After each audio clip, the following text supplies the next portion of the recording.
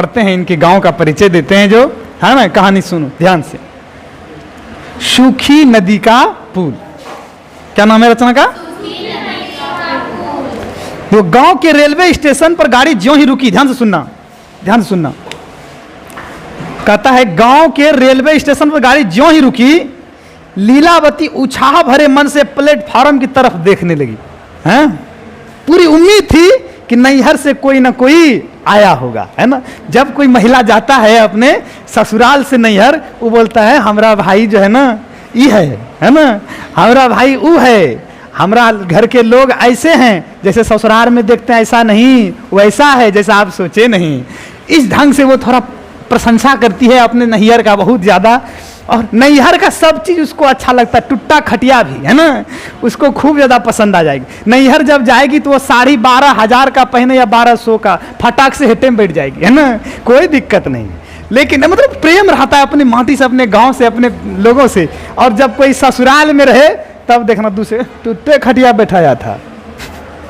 तो उस ढंग से तो ये जो है लीलावती जो है पूरा मन में है, क्या सोच रही है, बोलता है कि कोई ना कोई नैहर से हमको लेने के लिए जरूर आया होगा।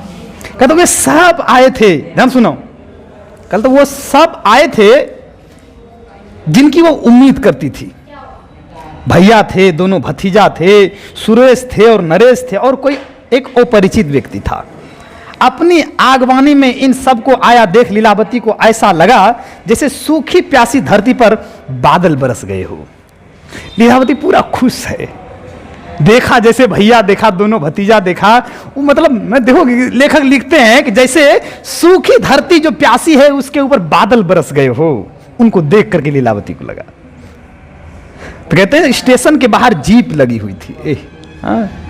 जीप, लीलावती को प्रसन्न होना चाहिए था जीप देखकर, लेकिन मन को जाने क्यों ठेस से लगी। उसने सोचा था टप्पर वाली बैलगाड़ी या ओहार वाली बैलगाड़ी हमको लेने आई होगी।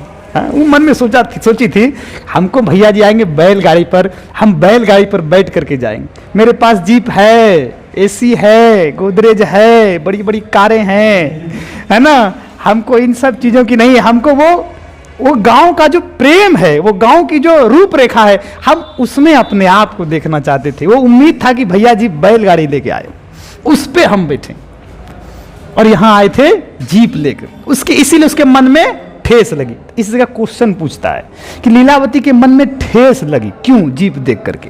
क्योंकि लीलावती यह सोची थी, इच्छा पहले से, है ना, मन में बनाए रखी थी, भैया जी हमको जब आएंगे लेने के लिए तो छप्पर वाली या टप्पर वाली या ओहार वाली बैलगाड़ी लेकर के आए होंगे लेने के लिए, आएंगे लेने के लिए। जबकि उनके भैया जी क्या लेकर के आए थे? जीप लेकर के आए थे।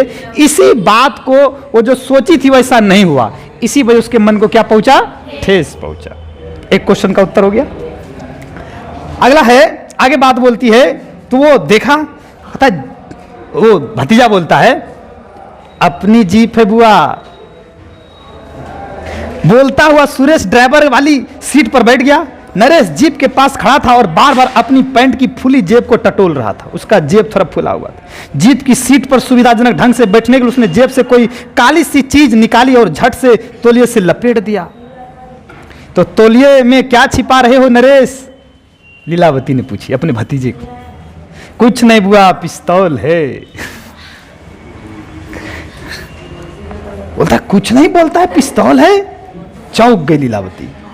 पिस्तौल कहते और कहते कुछ नहीं है। भैया मुस्कुराते हुए बोले इसमें अचरज की कौन सी बात है बुच्चीदाय? तो क्वेश्चन पूछेगा इस जगह।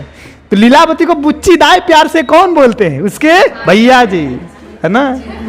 तो भैया जी उसको बोलते हैं प्यार से बुच्चीदाय।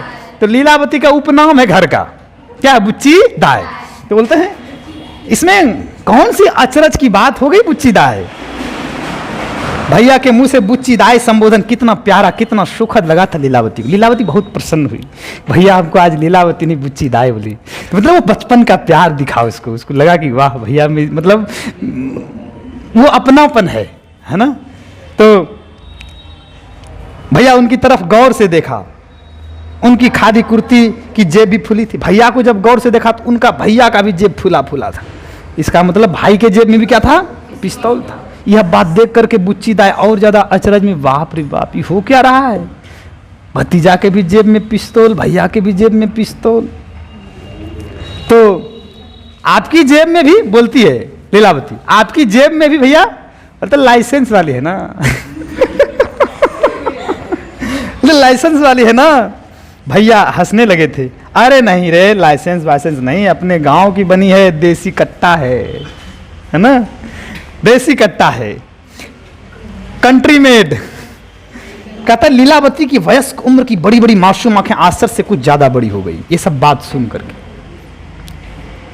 जीवन भर खादी के कपड़े पहनने वाले भैया की जेब में पिस्तौल, आज देखकर उसको मन में दूसरी तरह भाव होने लगा। भैया कभी नहीं ऐसा किया, जीवन भर खादी कपड़ा पहने, खादी बस, आज भैया के भी जेब में पिस्तौल और भतीजे के भी जेब में पिस्तौल। समय ही ऐसा आ गया है बुच्चीदाय, अपनी सुरक्षा के लिए सब अब रखना पड़ता है। अब गांव पहले वाला गांव नहीं रहा। अब जब से आरक्षण लागू है, बैकवर्ड फॉरवर्ड की दुर्भावना बहुत बुरी तरीके से फैल गया है। गांव में जातियों का अलग अलग संगठन हो गया है, निजी सेनाएं हो गई है, जमीन जायदाद को बचा पाना मुश्किल हो गया है। तुम्हारी वाली जो 5 एकड़ जमीन है वह तो समझो गिद्धों के लिए मांस का लोथड़ा हो गया है। भैया बोल ही रहे थे कि बीच में नरेश ने कहा, हम लोगों को भी अपनी सेना है बुआ, है ना। 5 एकड़ जो जमीन है लीलावती को दहेज में मिला था, उनके पिताजी ने दिया था उनको, है ना, कि तुम जो है ये तुम्हारे नाम का रहा, है ना। महिला हो तो लीलावती जैसा, नहीं तो नहीं होना चाहिए। तो ये जो है लीलावती बोलती है, ये बात सुन करके बोले वाह क्या बात है। भैया कहने लगे, अच्छा हुआ तुम आ गई बुच्चीदाय, अब अपनी जमीन का नौछो करके ही जाना। तुमको जो जमीन मेरे पिताजी ने दिया है तुम उसका कुछ ना कुछ नौछो मतलब फैसला करके जाना। चलती जीप की घर घराहट में के सामने बैठे भैया बोलते जा रहे थे, लीलावती के विवाह के समय कन्यादान करते हुए बाबूजी ने बेटी को 5 एकड़ जमीन दान में दी थी। वह जमीन भैया जी का जंजाल बन गई है। कब तक करते रहे जमीन की हिफाजत, केस मुकदमा, यह सब अभी कैसे बता दे। नैहर लौटती अपनी बुच्चीदाय को। वो भैया सोच रहा है कि तुम्हारा 5 एकड़ जमीन को बचाने के लिए कितना केस मुकदमा, मार खून खराबा हो गया है। ये अभी तुम अभी घरे जाइए रही, यही सब रामायण रास्ते में सुना देंगे, तो अभी तो तुम आ ही रही है। चलो अभी धीरे धीरे घर चलते। हाँ, 13-14 बरस बाद नैहर लौट रही है बुच्चीदाय, है ना। पिछली बार माँ के श्राद्ध क्रम पर आई थी। सब कुछ याद आ रहा है बुच्चीदाय को, वो पुरानी बातें याद आ रहा है। गांव का नैहर सिर्फ नैहर नहीं, गांव का नैहर सिर्फ अपने माँ बाप या भाई भौजाई का घर नहीं होता, पूरा गांव होता है। देखो 10 करोड़ का लाइन है। क्या बोली? गांव का नैहर केवल भाई भौजाई माँ बाप का घर नैहर नहीं होता, बल्कि पूरा गांव नैहर होता है। मेरा तो सभ्य नैहरे सब अपने है ना। बेटी तो समाज का होता है, ये किसी एक का नहीं होता, वो सबका बेटी है, सबका बहन है ना। इसलिए देखना गांव समाज में कुछ हो जाएगा, लड़ाई झगड़ा हो जाता है कभी कभार, तो कोई बेटी आकर के पापा जी झगड़ा करने तो दूसरा दुश्मनों बोलता है कि बेटी तो कथी लड़े हैं, तो हूँ हमरे बेटी के हैं, तोरा हमरो दया नहीं लगे जो हमरो तरफ कखनो बोल है, तो उसको जो है ऐसा बोल देते हैं ना। क्योंकि बेटी जो है ना वो किसी एक का नहीं होता। लड़ाई झगड़ा भले हो जाए, लेकिन जब बेटी को कुछ होता है तो बगल वाले पड़ोसी को भी दुख होता है। तो बेटी जो है सामाजिक धन होता है, किसी एक का नहीं होता। ये बुच्चीदाय को अपने एकदम हौसहवास इस बात का, इसलिए वो बोल रही है कि केवल माँ बाप का घर या अपना घर, भाई भौजाई का घर नैहर नहीं होता, बल्कि पूरा गांव नैहर होता। यह शहर तो नहीं है, यहां तो पूरा गांव रिश्ते नातों में बंधा हुआ है। शहर में देखो बगल वाला कौन है नहीं पता, है ना, आई डोंट नो, है ना, मैं नहीं जानता क्या करता वो। लेकिन नैहर में पूछो, आओ फलाना कौन, ओ चमरी यादव चुके हो वो बोल देगा वो चमरी होकरो बेटा 3 गो, होकरो पुतहू 2 ठू, 1 ठू बिहार नहीं होलो छे, हमरा ने पूछो सब जाने छे वो गांव का जो बात वो सब बता देगा, क्योंकि वो गांव में जो है ना वो बोलेगा हमारा दादा लगे जो चमरी यादव हमारा दादा लगे, हम तो रोजे अभी तुरंते होकर बैठी गए खै नहीं खाएगा हैं। तो सब बोलो की बात पूछना चाहिए। जैसे गांव में कोई कर कुटुम आता है, देखना पूरे गांव में केकरा कन जेबो, बोलो ना चलो हम हमरो बारीक भाई को बैठा, हम उतरल पहुंचाइए तो मैं घरे पे चल, इतना बेरोजगार लोग रहता है गांव में, घरे में ले जाकर तुमको पहुंचा देगा, है ना, और जाके बोलेगा हाँ फलानमा आदमी भटकी गलो ना, जाल ना ढेला के तो ना।